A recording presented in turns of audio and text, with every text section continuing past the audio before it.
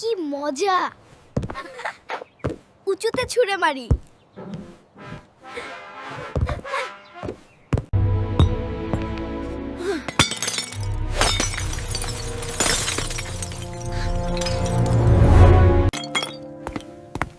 আদিল, কি হয়েছে? তুমি কি ঘরের মধ্যে বল খেলেছিলে? আপু, আমি ইচ্ছে করিনি। বাবাকে বললে তো বকা দেবেন। আমি কি বলবো? বিড়াল ফেলে দিয়েছে।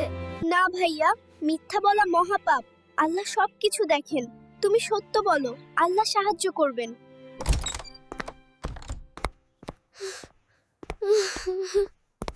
এটা কে ভেঙেছে?